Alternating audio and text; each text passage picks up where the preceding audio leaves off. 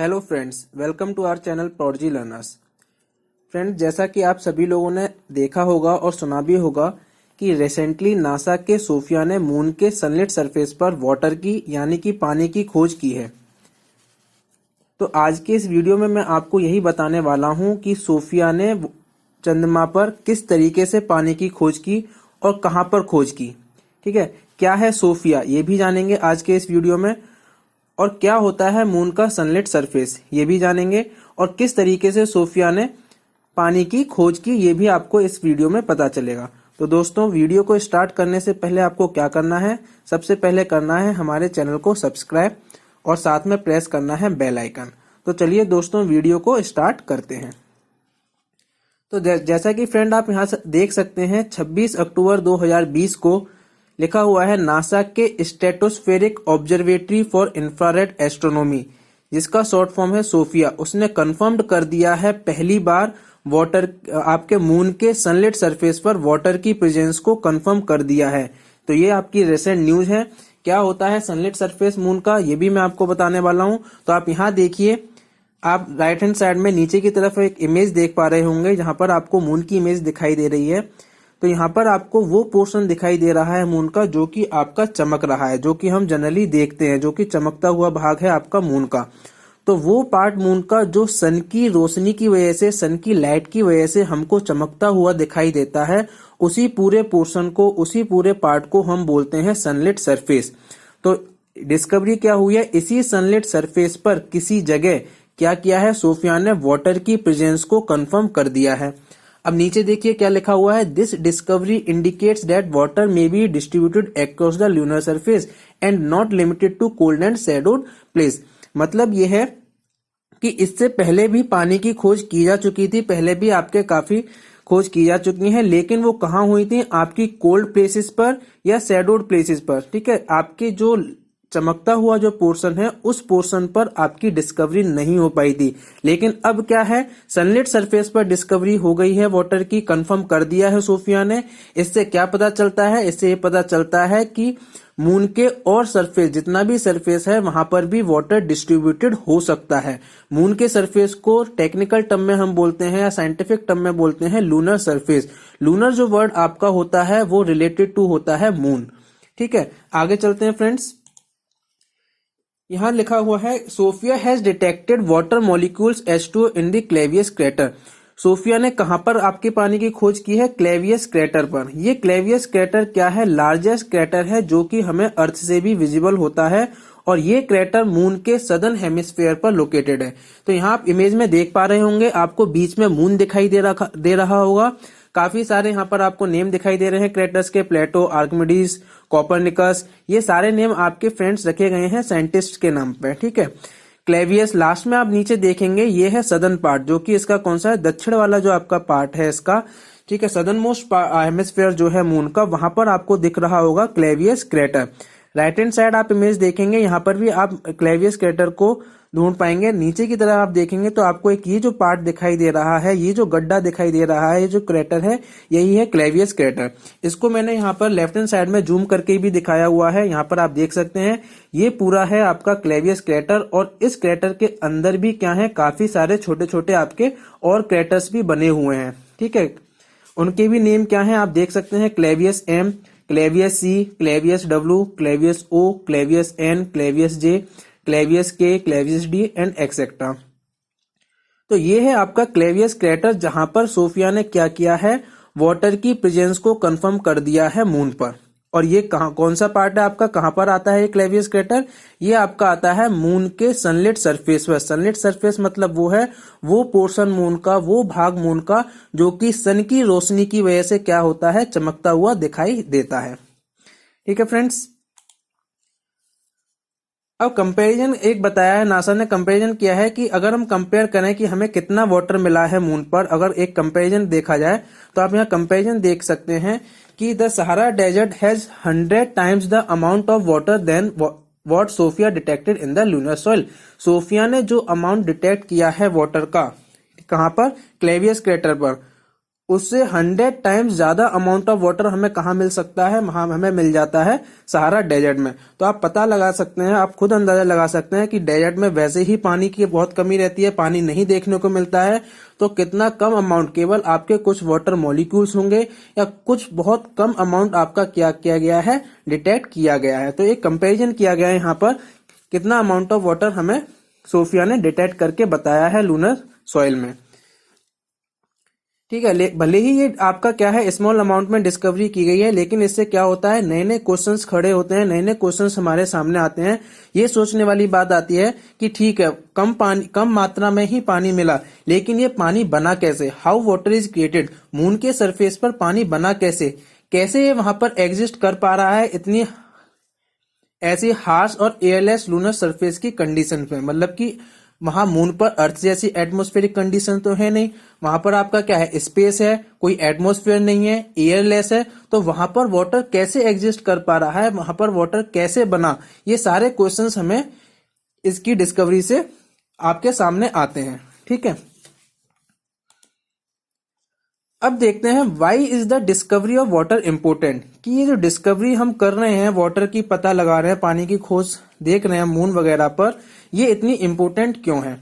तो फ्रेंड्स आप यहाँ देख सकते हैं कि जैसा कि हम सभी को पता है, वाटर जो है ह्यूमन लाइफ के लिए एक क्या है, बहुत ही ज्यादा प्रीसियस रिसोर्स है, बहुत ही ज्यादा आवश्यक चीज है। बिना वाटर के हम जीवित नहीं रह सकते हैं। इसीलिए वाटर क्या है, क्योंकि हमारे एस्ट्रोनॉट कहाँ जाते हैं, स्पेस में जाते हैं, तो उनको भी वाटर की जरूरत पड़ती है। जब हम डीप स्पेस में जाते हैं तो उनको भी वाटर की जरूरत पड़ती है। कहाँ कहाँ जरूरत पड़ती है, देखिए, एक तो जनरल यूज के लिए पड़ती है, जो हम ह्यूमन बींग्स को चाहिए होता है। दूसरा क्या है, ये वाटर यूज होता है आपका generating rocket fuel, rocket fuel को जनरेट करने के लिए भी आपकी जरूरत पड़ती है स्पेस में वाटर की। ठीक है, इसीलिए वाटर की डिस्कवरी इंपोर्टेंट हो जाती है। क्यों, अगर हमें वाटर स्पेस में अवेलेबल हो जाता है तो हमारे लिए फायदे वाली बात क्या होगी कि हम जो वाटर कैरी करके ले जा रहे हैं स्पेस में, वो हम क्या करेंगे, कम कैरी करके ले जाएंगे। ठीक है, जैसा कि नासा का क्या है, एक आर्टेमिस प्रोग्राम नासा ने प्लान किया है, जिसमें वो क्या करेगा, फर्स्ट वुमेन और नेक्स्ट मैन को कहां भेजेगा, मून पर भेजेगा 2024 में। अगर फ्रेंड्स आप आर्टेमिस प्रोग्राम के बारे में डिटेल में जानना चाहते हैं तो मैंने ऑलरेडी एक वीडियो पूरा बना चुका हूं आर्टेमिस प्रोग्राम के ऊपर। यहाँ आपको ऊपर आई बटन पर भी आप क्लिक करेंगे तो आपको मिल जाएगा। अब वहां पर जाके पूरा आर्टेमिस प्रोग्राम समझ सकते हैं। क्यों आपका ये आर्टेमिस प्रोग्राम बना रहा है, देखिए, hopes to stabilise a sustainable human presence, कि हम एक सस्टेनेबल ह्यूमन प्रेजेंस को स्पेस में कर पाए। तो वहां पर क्या होगा, वहां पर वाटर की इंपोर्टेंस बढ़ जाएगी। और क्या होगा, जो भी हमारे एस्ट्रोनॉमर्स जाएंगे उनको कम पानी कैरी करके ले जाना पड़ेगा, जो कि हमारे लिए काफी फायदेमंद होगा। क्योंकि हम क्या कर पा रहे हैं स्पेस में, मून पर हम क्या कर पा रहे हैं, उस पानी को ले पा रहे हैं। ठीक है, तो आपको डिस्कवरी इतनी इंपॉर्टेंट क्यों थी, ये आपको रीजन पता चल गया होगा। आगे चलते हैं, what was known about the water on the moon, कि इससे पहले हमें कुछ जानकारी है कि आपके मून पर वाटर अवेलेबल था या नहीं था। तो फ्रेंड्स आप यहाँ देखेंगे, इससे पहले आपका इसरो है इंडियन स्पेस रिसर्च ऑर्गेनाइजेशन, उसने अपना चंद्रयान-1 मिशन लॉन्च किया था। ठीक है, 2009 में। तो चंद्रयान-1 ने आपके क्या करे थे, वाटर की एग्जिस्टेंस के कुछ आपके एविडेंस दिए थे। ठीक है, in the form of ice की फॉर्म में इसने दिए थे। यहाँ आप देख सकते हैं 2009 में एक मिशन था moon mineralogy mapper M3 instrument aboard Chandrayaan, जिसने वाटर मॉलिक्यूल को ढूंढ निकाला था। कहां पर, पोलर रीजन्स पे, मून के पोलर रीजन्स पर इसने वाटर को ढूंढ निकाला था। और ये स्टडी पब्लिश भी हुई थी, पेपर पब्लिश हुआ था आपका एक किसमें, नेचर जियोसाइंस में। और अगस्त 2013 में एनालाइज किया गया M3 डाटा को to report the detection of magnetic water. Magnetic water क्या होता है, वो वाटर जो कि आपका डीप इंटीरियर से क्या होता है, ओरिजिनेट होता है। कहां पर, मून के सरफेस पर, चंद्रमा के सरफेस पर। इससे पहले भी आपका देखिए क्या हो चुका है, आपका चंद्रयान-1 मिशन लॉन्च हो चुका है, नासा कैसिनी है, डीप इम्पैक्ट कॉमेट मिशन है, NASA ground based infrared telescope facility है। ये सारे मिशन आपके हो चुके हैं, लेकिन क्या स्टेबलाइज नहीं कर पाए। ये स्टेबलाइज नहीं कर पाए थे कि क्या जो हमने आपके वाटर मॉलिक्यूल्स जो हमें मिले हैं, जो हमने डिटेक्ट किए हैं मून के सरफेस पर, क्या वो वही वाटर मॉलिक्यूल्स हैं जो हम जनरली वाटर पीते हैं, जनरली जो हम वाटर पीते हैं H2O, क्या वही वाटर मॉलिक्यूल हैं या ये आपके हाइड्रोक्सिल की फॉर्म में है, OH की फॉर्म में है। तो जितने भी आपके मिशन हुए थे, Chandrayaan 1, NASA, Cassini, deep impact comet missions, ठीक है, ये नहीं पता कर पाए थे कि ये H2O की फॉर्म में है या हाइड्रोक्सिल की फॉर्म में है, ठीक है। अब इस डिस्कवरी में जो डिस्कवरी सोफिया ने की है, इसमें ऐसा डिफरेंट अलग चीज क्या है? तो इसमें अलग चीज यही है, जैसा कि मैंने आपको बताया कि इससे पहले जितने भी वाटर की डिस्कवरी की गई वो ये नहीं पता कर पाए थे कि वो H2O मॉलिक्यूल वाला वाटर है या हाइड्रोक्सिल ग्रुप वाला मॉलिक्यूल है। लेकिन सोफिया ने जो डिस्कवरी की है, जो वाटर मॉलिक्यूल डिटेक्ट किए हैं, उसने ये कंफर्म कर दिया है कि जो हमें वाटर मॉलिक्यूल्स मिले हैं वो किसके हैं? H2O वाले वाटर मॉलिक्यूल्स हैं। कहां पर मिले हैं? क्लेवियस क्रेटर में।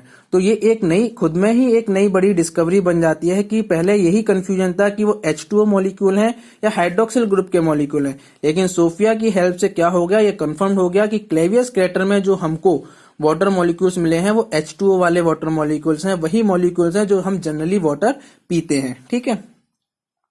And it is the first time water has been detected on the sunlit side, और ऐसा पहली बार हुआ है कि वाटर आपका कहां पर डिटेक्ट किया गया? Sunlit side. सनलिट आपका वही है, वो पोर्शन मून का, वो पूरा सरफेस जो कि सन की रोशनी की वजह से हमें चमकता हुआ दिखाई देता है, ठीक है। इसका मतलब क्या है? इसका मतलब ये है कि पहले हमने जो वाटर के मॉलिक्यूल्स मिले थे हमें, ठीक है, जिस भी फॉर्म में हमें मिले हो, हमें नहीं पता था, वो हमने जनरली देखे थे कहां पर? आपके शैडोई रीजन में देखे थे, जहां पर आपकी रोशनी नहीं पहुंच पा रही थी, शैडोई आपके डार्कर रीजन में देखे थे मून के। लेकिन अब हमें कहां मिले हैं? सनलाइट साइड में मिले हैं। इसलिए खुद में ही एक बड़ी डिस्कवरी है, जिससे यह पता चलता है कि वाटर आपका मून के सरफेस पर और भी जगह अवेलेबल हो सकता है, ठीक है। अब क्वेश्चन आता है, how could the water have formed, कि वाटर आपका बना कैसे होगा चंद्रमा पर?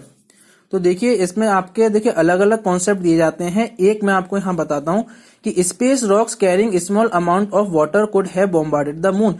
क्या होता है स्पेस में, अंतरिक्ष में जब हम बात करते हैं तो छोटे छोटे स्पेस रॉक्स क्या होते हैं? घूमते रहते हैं इधर उधर, और कभी कभी क्या होता है जब ये आपके पास में आते हैं चंद्रमा के, क्योंकि चंद्रमा की खुद की भी ग्रेविटी है, कहीं दूर से चल के आ रहे हैं, तो क्या होता है ये चंद्रमा के आपके किससे सरफेस से क्या करते हैं? टकरा जाते हैं। तो ये छोटे छोटे जो स्पेस रॉक्स होते हैं वो क्या करते हैं? चंद्रमा से टकरा जाते हैं, ठीक है। पहला ये आपका। यह दूसरा क्या है कि जो सन आपका होता है उसके निकलती हैं सोलर विंड्स। जो सन आपका होता है उससे निकलती हैं सोलर विंड, और उसमें क्या होता है, वो सोलर विंड कैरी करती हैं हाइड्रोजन को, जो कि बाद में क्या होता है, रिएक्ट कर जाती हैं किस मिनरल से?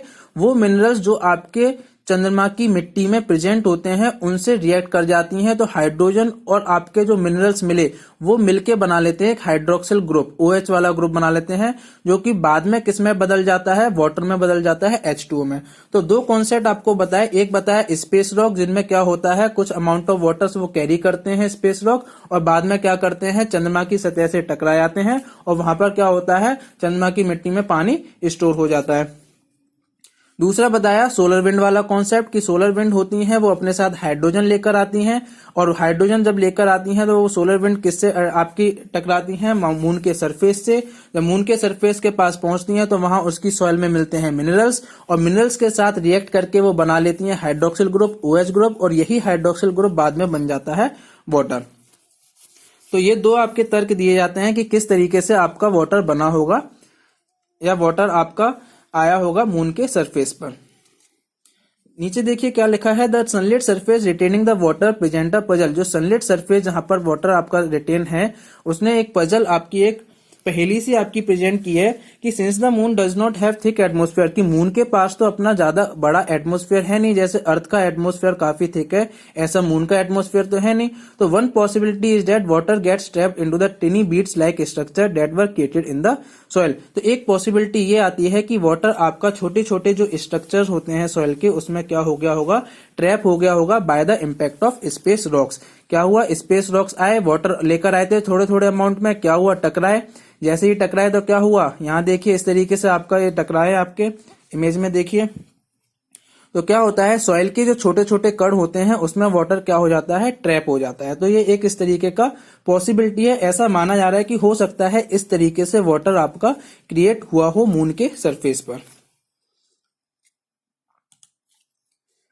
अब बात करते हैं इसके आगे क्या होगा। आपका सोफिया ने अभी तो आपका क्लेवियस क्रेटर पर वाटर को डिस्कवर कर लिया, अब इसके आगे क्या होगा, क्या कर सकते हैं। तो यहाँ देखिए, SOFIA will look for water in the additional sunlit location, क्योंकि सनलिट सरफेस ही काफी बड़ा है मून का। ठीक है, अभी हमने केवल एक ही लोकेशन पर उसने डिस्कवर किया है, कहां पर, क्लेवियस क्रेटर, जो कि मून के सदर्न मोस्ट पार्ट पर है, बिल्कुल आपके दक्षिणी ध्रुव के पास में है। अब क्या करेगा सोफिया, बाकी की जगह, बाकी की जो सनलिट लोकेशंस हैं वहां पर वाटर को देखने की कोशिश करेगा और जानने की कोशिश करेगा कि ये वाटर आपका किस तरीके से बना है, how the water is produce, कैसे बना, कैसे स्टोर हुआ और कैसे ये मून पे चारों तरफ आपका फैला पानी। ठीक है, इन सारी चीजों को जानने की कोशिश करेगा सोफिया। इसी बीच क्या होगा, नासा का जो volatile investigating polar exploration rover VIPER, जिसका शॉर्ट फॉर्म है वाइपर, उसकी इमेज आप यहां देख सकते हैं, उसकी इमेज आप यहां देख सकते हैं, ये है आपका वाइपर। इसकी फुल फॉर्म है volatile investigating polar exploration rover. ये क्या करेगा, इसका भी एक मिशन होगा। ये क्या करेगा, to create the first water resource map of the moon. Moon पर कहां कहां पानी अवेलेबल है, कैसे कैसे अवेलेबल है, उसका एक मैप करेगा, उसकी मैपिंग करने का इसका मिशन होगा। सारे स्पॉट्स का पता लगाएगा और एक मैप बना के हमको दे देगा। ये आपका किसका काम होगा, वाइपर का। आगे चलते हैं। जैसा कि मैंने आपको बताया, काफी देर से मैंने बोला कि ये जो डिस्कवरी की है ये सोफिया ने की है, वाटर की डिस्कवरी मून के क्लेवियस क्रेटर पर। तो क्वेश्चन ये भी आता है कि सोफिया क्या है, व्हाट इज सोफिया, और सोफिया ने कैसे ये डिस्कवरी की, मून के सनलिट सरफेस पर कैसे वाटर को डिस्कवर किया सोफिया ने। तो अब हम जानेंगे सोफिया के बारे में और कैसे इसने डिस्कवरी की ये भी जानेंगे। तो चलिए आगे चलते हैं। तो सबसे पहले यहाँ देखिए, ये आपका ट्वीट किया है नासा मून की तरफ से आपका 26 अक्टूबर 2020 को रात के 10 बजे लगभग इन्होंने ट्वीट किया, we just announce that for the first time we have confirmed H2O in sunlit areas of the moon. This indicates that water might be distributed across the lunar surface. ये पूरी कहानी मैं आपको अभी पहले बता चुका हूँ। सनलिट सरफेस में वाटर की डिस्कवरी आपकी की गई है, कैसे की, क्या हुआ, ये सारी चीज मैंने बताई। अब हम बात करेंगे आगे कि सोफिया क्या है। सोफिया क्या है, सबसे पहले बात कर लेते हैं सोफिया क्या है। तो सबसे पहले बात आती है सोफिया की फुल फॉर्म देख लेते हैं। सोफिया की फुल फॉर्म आप देखेंगे तो यहाँ आपका लिखा हुआ है stratospheric observatory for infrared astronomy. यहाँ दो नए वर्ड आए आपके लिए, एक आया स्ट्रेटोस्फेरिक एंड इंफ्रारेड। इन दोनों वर्ड्स का मैं आपको मतलब समझा देता हूं कि स्ट्रेटोस्फेरिक कहां से आया।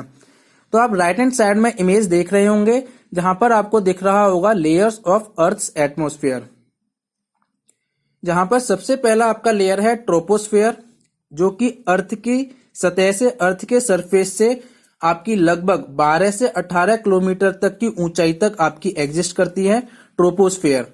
उसके बाद आपकी जो लेयर आती है अर्थ की एटमॉस्फेयर की, वो होती है स्ट्रेटोस्फेयर। उसके बाद आपकी जो लेयर आती है मीजोस्फेयर, थर्मोस्फेयर, एक्सोस्फेयर और सबसे लास्ट में आपके आयनोस्फेयर, यानी कि सबका स्पेस आ जाता है। तो ये यहां आप देखेंगे जो सेकंड लेयर है अर्थ एटमॉस्फेयर की, वो है स्ट्रेटोस्फेयर। इसी स्ट्रेटोस्फेयर से वर्ड आया है स्ट्रेटोस्फेरिक। इसका मतलब क्या है, ये जो सोफिया जो आपका टेलीस्कोप है ये स्ट्रेटोस्फेयर लेयर में रहते हुए क्या करता है, ऑब्जर्वेशन करता है, इसीलिए आया स्ट्रेटोस्फेरिक ऑब्जर्वेटरी। किसकी ऑब्जर्वेशन करता है, इंफ्रारेड, आपके इंफ्रारेड रीजन की, इंफ्रारेड स्पेक्ट्रम जो आपका होता है उसकी आपकी क्या करता है, इंफ्रारेड रेडिएशंस की ऑब्जर्वेशन करता है। इंफ्रारेड क्या है, तो आप यहाँ इंफ्रारेड समझ सकते हैं। यहाँ आप देखिए आपको दिख रहा होगा इलेक्ट्रोमैग्नेटिक स्पेक्ट्रम। तो इलेक्ट्रोमैग्नेटिक स्पेक्ट्रम क्या है, अलग अलग वेवलेंथ के अकॉर्डिंग जो भी आपके रेडिएशंस होते हैं उनका एक स्पेक्ट्रम बनाया है कि एक पर्टिकुलर वेवलेंथ पे आपका कौन से रेडिएशन का क्या नाम है वो होता है। यहाँ आप देखेंगे तो यहाँ आप देखिए एक्सट्रीमली लो फ्रीक्वेंसी है आपकी, ठीक है, लो फ्रीक्वेंसी है आपकी। आगे जाके आप देखेंगे फ्रीक्वेंसी आपकी इंक्रीज हो जा रही है, लेकिन वेवलेंथ आपकी कम हो जा रही है। वेवलेंथ क्या होता है, यहां आप देखेंगे ये आपकी वेव बनी हुई है, ये आपकी वेव बनी हुई है। तो एक इसकी पीक से लेकर, इसकी जो उठा हुआ पार्ट है, पीक से लेकर दूसरी पीक तक आप जाएंगे वो होता है वेवलेंथ, ठीक है। और फ्रीक्वेंसी कितना होता है कि ये कितनी बार आपका ऊपर नीचे आपका जा रहा है, ये होता है फ्रीक्वेंसी। तो यहाँ पर आप देखेंगे वेवलेंथ के अकॉर्डिंग आपके इलेक्ट्रोमैग्नेटिक स्पेक्ट्रम में अलग अलग रेडिएशंस हैं, जैसे कि देखिए रेडियो वेव्स है, माइक्रोवेव्स है, इंफ्रारेड, इसी में एक आता है इंफ्रारेड। उसके आगे आता है आपका विजिबल स्पेक्ट्रम। विजिबल स्पेक्ट्रम क्या है, जो कि हम देख पाते हैं, जिसमें 7 कलर आपके आते हैं विबग्योर वाले, ठीक है, वही आपके क्या है विजिबल स्पेक्ट्रम में आता है। वो रेंज है विजिबल स्पेक्ट्रम जिसमें हम चीजों को देख पाते हैं। ह्यूमन बीइंग क्या कर पाता है, चीजों को देख पाता है। हम केवल कौन सा देख पाते हैं, विजिबल स्पेक्ट्रम को। हम अल्ट्रावायलेट को नहीं देख पाते, इंफ्रारेड को नहीं देख पाते, एक्सरेज को नहीं देख पाते, गामा रेज को नहीं देख पाते। तो इसी इलेक्ट्रोमैग्नेटिक स्पेक्ट्रम का एक पार्ट क्या है, रेडिएशन का पार्ट क्या है, इंफ्रारेड रेडिएशंस होते हैं आपके। कहां पर यूज होता है, उसका एप्लीकेशन आप देख सकते हैं टीवी रिमोट में। टीवी रिमोट में आपने देखा होगा आगे एक छोटा सा बल्ब लगा होता है, जब आप टीवी रिमोट से टीवी को कंट्रोल करते हैं तो आपका क्या होता है, वहां पर इंफ्रारेड आपके रेडिएशंस यूज होते हैं। तो ये जो सोफिया आपका है ये क्या करता है, इंफ्रारेड रेडिएशंस की ऑब्जर्वेशन करता है। कहां पर रहते हुए, स्ट्रेटोस्फीयर में रहते हुए। स्ट्रेटोस्फीयर क्या है आपका, अर्थ के एटमॉस्फेयर की एक लेयर है, दूसरे नंबर की लेयर है, ठीक है। तो सोफिया का पूरा आपको अंडरस्टैंडिंग समझ में आ गया होगा कि सोफिया की जो फुल फॉर्म है वो किस तरीके से आपकी आई है। आगे चलते हैं फ्रेंड्स, सोफिया के बारे में कुछ जान लेते हैं। बेसिकली सोफिया क्या है, तो नासा का जो सोफिया है फुल फॉर्म मैंने बता दिया, stratospheric observatory for infrared astronomy. क्या है, एक एयरबोर्न ऑब्जर्वेटरी है। किस लिए डिजाइन की गई है, to study the universe in the infrared region. क्या है, एयरबोर्न ऑब्जर्वेटरी मतलब यह है कि आपका ये हवा में रहते हुए ऑब्जर्व करेगी। हवा में रहते हुए ऑब्जर्व करेगी यानी कि एक टाइप का क्या है, सोफिया एक तरीके का टेलीस्कोप है, जो कि क्या कर रहा है, अर्थ के एटमॉस्फेयर की जो सेकंड लेयर है स्ट्रेटोस्फेयर, वहां पर रहते हुए ऑब्जर्वेशन करेगा। क्या ऑब्जर्वेशन करेगा, यूनिवर्स की ऑब्जर्वेशन करेगा इन इंफ्रारेड रीजन, ठीक है, ऑफ द इलेक्ट्रोमैग्नेटिक स्पेक्ट्रम। तो इससे फायदा क्या होगा, इससे फायदा ये होगा कि हमारे बाकी के जो टेलीस्कोप हैं, जैसे कि हबल टेलीस्कोप, जैसे कि Spitzer telescope, Herschel telescope, James Webb space telescope और भी बाकी के जितने भी टेलीस्कोप जो हमारे अर्थ पर लगे हुए हैं, उनकी क्या करेगा, हेल्प करेगा। किसमें हेल्प करेगा, आपकी रिसर्च में हेल्प करेगा, आपकी चीजों को पता करने में हेल्प करेगा, नई नई डिस्कवरीज को आपका लेकर आएगा, जो आपकी मिस्ट्रीज हैं उनको सॉल्व करने में हेल्प करेगा। तो क्या करेगा, इन सभी टेलीस्कोप की ये हेल्प करेगा। SOFIA facilitates research of diverse cosmic environment and collect data to advance understanding of the structure and evolution of the universe. क्या करेगा, डाटा कलेक्ट करेगा आपका, और क्या करेगा, ये पता लगाएगा कि यूनिवर्स का एवोल्यूशन किस तरीके से हुआ है, ठीक है। यहाँ पर आप देख सकते हैं लेफ्ट हैंड साइड आप इमेज में देख सकते हैं, ये एक प्लेन दिखाया हुआ है। इस प्लेन के अंदर आपका सोफिया टेलीस्कोप जो है उसको रखा गया है। ये प्लेन कहाँ उड़ेगा, ये प्लेन उड़ेगा स्ट्रेटोस्फेयर में। यहां आप देखिए जूम करके इस टेलीस्कोप को दिखाया गया है। यही टेलीस्कोप क्या करेगा, इस प्लेन में रहते हुए क्या करेगा, यूनिवर्स को ऑब्जर्व करेगा, ठीक है। यूनिवर्स को ऑब्जर्व करेगा किस रीजन में, इंफ्रारेड रीजन में। यहां आप ये जो देख रहे हैं यही है आपका सोफिया टेलीस्कोप, ठीक है। और किस किस के बारे में बताएगा कि यूनिवर्स आपका कैसे बना हमारा, ये भी बताएगा। जो स्टार होते हैं, बड़े बड़े जो तारे होते हैं, वो कैसे बने आपके, ठीक है। प्लेनेट्स पे आपका जो एनवायरनमेंट होता है, ठीक है, वो कैसे आया। प्लेनेट का फॉर्मेशन के बारे में बताएगा कि प्लेनेट कैसे बने आपके। तो ये सारी चीजों में हमें क्या करेगा, हेल्प करेगा, ठीक है। तो सारी चीजों में हमें एक हेल्प करेगा। जैसा कि मैंने बताया, ऐसे एक प्लेन में आपका लगाया गया है। किस प्लेन में आपका लगाया गया है सोफिया टेलीस्कोप को, आप देख सकते हैं बोइंग 747 SP। ये जो प्लेन मैंने आपको पीछे दिखाया था, ये जो आप प्लेन देख पा रहे हैं, ये है आपका बोइंग 747 SP। इसी प्लेन में आपका लगाया गया है सोफिया टेलीस्कोप को, ठीक है, जिसमें क्या है आपका 2.7 मीटर का आपका लगभग 9 फुट का क्या है टेलीस्कोप है ये। यहाँ आप देख सकते हैं सोफिया का इंटीरियर लेआउट। एक बार आप यहाँ देखिए राइट हैंड साइड में, आपको सारी चीजें क्लियर हो जाएंगी कि सोफिया के अंदर पूरा अगर हम देखते हैं तो क्या चीज है। सबसे पहले आप देखेंगे आगे वाले पार्ट में है और आपका education and public outreach section. उसके पीछे आप देखेंगे तो आपको मिलेगा mission control and science operation section. इसके बाद आप देखेंगे तो ये मिलेगा प्रेशर बल्क हेड। उसके बाद आ जाता है ये टेलीस्कोप। यहाँ देखिए इस टेलीस्कोप को जूम करके यहाँ पर दिखाया गया है। सबसे बड़ी बात क्या है, बाकी का पार्ट प्लेन का आपका क्लोज रहता है, लेकिन ये जो टेलीस्कोप वाला पार्ट होता है, जब हमें ऑब्जर्वेशन करनी होती है तो ये क्या है, एक ओपन कैविटी की तरह बनाया गया है। जब ऑब्जर्वेशन करनी होती है तो ये पार्ट आपका खुल जाता है और ये टेलीस्कोप क्या करता है, ये टेलीस्कोप ऑब्जर्व करता है। लिखा हुआ है ओपन पोर्ट कैविटी। नीचे की इमेज में आप देख सकते हैं पूरे एरोप्लेन में आपका क्या है, ये वाला पार्ट खुला हुआ है, ये कैविटी खुली हुई है जहां पर ये टेलीस्कोप लगा हुआ है। क्यों खुला हुआ है ये पार्ट? इसलिए खुला हुआ है जिससे कि ये यूनिवर्स को, स्पेस को क्या कर सके, ऑब्जर्व कर सके। ठीक है, अब फायदा क्या होगा इससे सोफिया से कि हमने इसको सोफिया को, जो टेलीस्कोप है, इसको हमने क्या करा, प्लेन में लगा दिया। इससे फायदा क्या होगा? देखिए, सबसे बड़ा फायदा आपका यही है कि आप यहां देखेंगे, ये एक तरीका मोबाइल और फ्लेक्सिबल आपका क्या बन गया, टेलीस्कोप। यानी कि ये नहीं कि एक जगह फिक्स कर दिया अर्थ पर, अब वहीं से ऑब्जर्व कर रहा है। ये वर्ल्ड में अर्थ पर कहीं भी उड़ के जा सकता है और आपका ऊपर ही ऊपर क्या करेगा, ऑब्जर्वेशन कर सकता है। ये फिक्स नहीं है, क्या है, मोबाइल है। मोबाइल मतलब क्या है, एक जगह से दूसरी जगह जा सकता है, फ्लेक्सिबल है। सबसे बड़ा एडवांटेज हमारा ये है कि हम अलग अलग जगह रहते हुए क्या कर सकते हैं, ऑब्जर्वेशंस ले सकते हैं।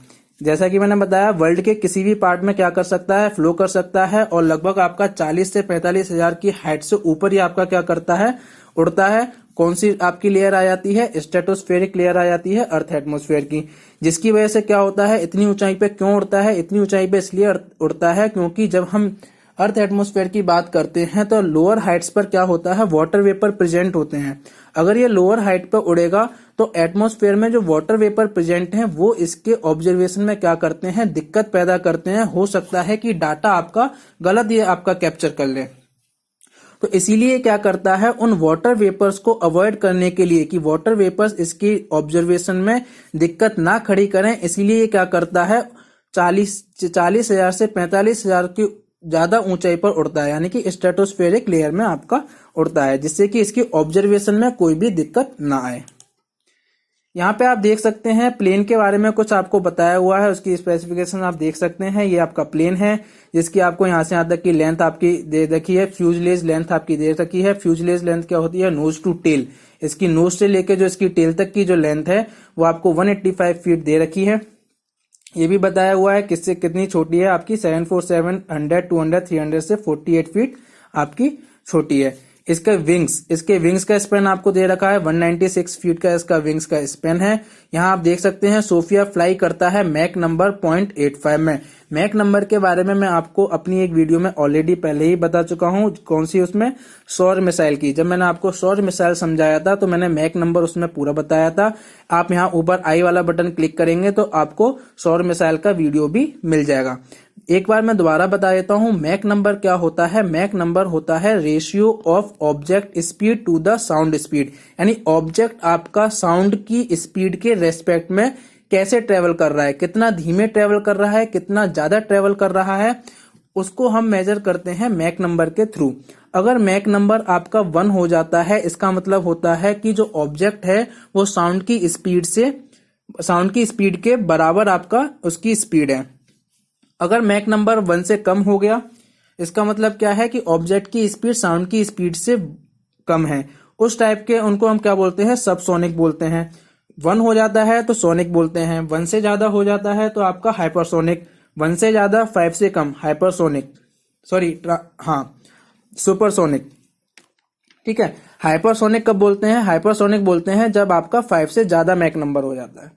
ठीक है, 1 से बड़ा 5 से छोटा आपका होता है सुपरसोनिक, और हाइपरसोनिक हम बोलते हैं जब मैक नंबर 7 से बड़ा हो जाता है। तो सोफिया किस पे फ्लाई करता है, सोफिया फ्लाई करता है मैक नंबर 0.85 पे। अगर आप स्पीड देखेंगे तो लगभग आपकी आ जाएगी 540 माइल्स पर आवर, या फिर आप कह सकते हैं 9 माइल्स पर मिनट। यहां से यहां तक इसकी हाइट देख सकते हैं 65 फीट एंड 5 इंचेस। ठीक है, ये सारी आपको इन्फॉर्मेशन दे रखी है इस एरोप्लेन के बारे में। कौन सा ये प्लेन था, बोइंग 747 SP। यहाँ पर आपको दिखाया गया है जो 2.7 मीटर का जो टेलीस्कोप था, ये ओपन कैविटी है आपकी, यहाँ पर टेलीस्कोप लगा हुआ है। जूम करके आप यहाँ देख सकते हैं, ये आपका 2.7 मीटर का जो आपका डायमीटर का टेलीस्कोप है, ये यहाँ पर लगा हुआ है ऑब्जर्वेशन के लिए। आगे चलते हैं। ये फ्रेंड्स आपके लिए एक्स्ट्रा इन्फॉर्मेशन है। जो लोग आपके ज्यादा डेप्थ में कुछ आपके स्पेसिफिकेशन पढ़ना चाहते हैं टेलीस्कोप के बारे में, वो यहाँ पर वीडियो को पॉज करके उसके बारे में पढ़ सकते हैं। यहाँ पर आपकी स्पेसिफिकेशंस और कुछ इन्फॉर्मेशन दे रखी है बोइंग 747 SP प्लेन के बारे में। तो ये भी अगर आपको पढ़ना है तो आप वीडियो को पॉज करके इस इन्फॉर्मेशन को पढ़ सकते हैं। ये भी एक्स्ट्रा इन्फॉर्मेशन है अबाउट सोफिया, क्योंकि जो मेन इन्फॉर्मेशन था सोफिया क्या चीज है वो मैंने आपको बता दिया। अगर आप थोड़ा डिटेल में और डेप्थ में पढ़ना चाहते हैं तो आप यहाँ पर पढ़ सकते हैं। ठीक है, ये भी सेम आपके लिए एक्स्ट्रा इन्फॉर्मेशन आपके लिए लेकर आया हूं जो कि आप पढ़ सकते हैं। ठीक है, अगर आपको डेप्थ में जाना है और चीजें जाननी है सोफिया के बारे में तो आप इनको पढ़ सकते हैं वीडियो को पॉज करके। अब बात कर लेते हैं how it discovered water on the moon, कि सोफिया ने मून पर वाटर को डिस्कवर कैसे किया। तो देखिए क्या है, जैसा कि मैंने बताया सोफिया एक टेलीस्कोप जो कि आपका पूरे उसका नाम सोफिया है, प्लेन प्लस आपका टेलीस्कोप मिला के क्या है सोफिया है। ठीक है, क्या है, एक मॉडिफाइड बोइंग 747 SP जेटलाइनर है। ठीक है, इसको मॉडिफाई कर दिया गया, टेलीस्कोप लगा दिया गया जो कि आपका उड़ता है 45,000 फीट की हाइट पर आपका उड़ता है। खास बात यह है कि इसमें लगा हुआ होता है टेलीस्कोप में एक इंफ्रारेड कैमरा। ठीक है, ये इंफ्रारेड कैमरे का काम ये होता है कि ये इंफ्रारेड कैमरा वही वेवलेंथ को पिक करता है जो वाटर मॉलिक्यूल की यूनिक वेवलेंथ होती हैं।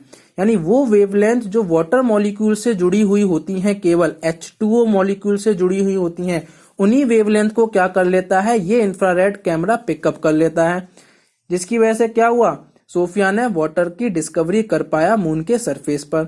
अब जो डाटा मिला है वो क्या शो करता है, यहाँ देखिए वाटर इन कंसंट्रेशन ऑफ, जो वाटर मिला है वो आपका क्या है 100 to 412 पार्ट्स पर million trapped in 1 cubic metre of soil. ठीक है, 1 क्यूबिक मीटर सॉइल में आपका जो वाटर ट्रैप होगा उसमें आपके कितने हैं, मिलियंस पार्ट में केवल 100 to 412 पार्ट्स आपके वाटर के देखे गए हैं। ठीक है, अब बात कर लेते हैं सोफिया का मिशन क्या था। सोफिया का बेसिकली बनाया गया, इसका जो मेन एम था सोफिया का दूर की और डार्क की चीजों को देखना। यानी कि स्पेस में जो दूर दूर के जो ऑब्जेक्ट हैं, जो डीप स्पेस में जो आपके ऑब्जेक्ट हैं जो कि बहुत कम विजिबल होते हैं, ठीक है, उनको देखने का इसका मिशन था। लेकिन क्या हुआ, अगर मैं कंपेयर करूं मून को बाकी दूर के ऑब्जेक्ट से जो स्पेस में आपके हैं, तो मून उनके कंपेरिजन में काफी पास है। ठीक है, हमारी अर्थ के काफी पास है। और दूसरी बात क्या है, मून इतना डार्क भी नहीं, मून आपका चमकता है। तो मून आपका क्या है, अर्थ के बहुत पास है और बहुत चमकता है। जिसकी वजह से क्या हुआ, सोफिया का जो गाइड कैमरा था उसका जो फील्ड ऑफ व्यू था वो पूरा का पूरा फिल कर लिया मून ने। यानी मून हमारा पास था और ब्राइट था, जिसकी वजह से सोफिया का जो गाइड कैमरा था उसको पूरा का पूरा फिल कर लिया। आप कह सकते हो इंफ्रारेड कैमरा था, उसका जो फील्ड ऑफ व्यू था उसको पूरा का पूरा फिल कर लिया मून ने। जिसकी वजह से क्या कर पाया, ऑब्जर्वेशन लेता रहा और इसने वाटर मॉलिक्यूल्स का पता लगा लिया। इससे पहले 2018 अगस्त 2018 में एक बार पहले भी चेक किया जा चुका है कि क्या सोफिया रिलायबल है मून को ट्रैक करने के लिए, क्या वो मून को ट्रैक कर सकता है। 2018 में इस तरीके का एक टेस्ट किया गया था। Scientist tried a test observation और it was from this test that came the detection of water. ठीक है, इन्हीं टेस्ट से क्या हुआ, वाटर के डिटेक्शन का आपका पता लगा। Scientist are now planning more observational flight. अब साइंटिस्ट क्या प्लान कर रहे हैं कि सोफिया को और ऑब्जर्वेशनल फ्लाइट्स दी जाए और ये आपका क्या करे, ऑब्जर्वेशन करे अलग अलग जगह जाकर। कहाँ रहेगा स्ट्रेटोस्फेयर में ही आपका, लेकिन वर्ल्ड के अलग अलग जगह पर जाकर क्या करेगा, ऑब्जर्वेशंस को लेगा। तो दोस्तों उम्मीद करता हूं आपको हमारा ये वीडियो पसंद आया होगा और आपको काफी कुछ सीखने को मिला होगा और नई नई चीजें जानने को भी मिली होंगी। तो दोस्तों अगर आपको ये वीडियो पसंद आया है तो प्लीज हमारे इस वीडियो को लाइक कीजिएगा, कमेंट कीजिएगा और अपने फ्रेंड्स के साथ कीजिएगा शेयर, जिससे कि उनको भी इस इंफॉर्मेशन के बारे में पता चले। साथ में क्या करना है, हमारे चैनल को करना है सब्सक्राइब और प्रेस करना है बेल आइकन, जिससे कि हमारे आने वाले सभी वीडियोज का नोटिफिकेशन आपको सबसे पहले मिले। Thank you friends.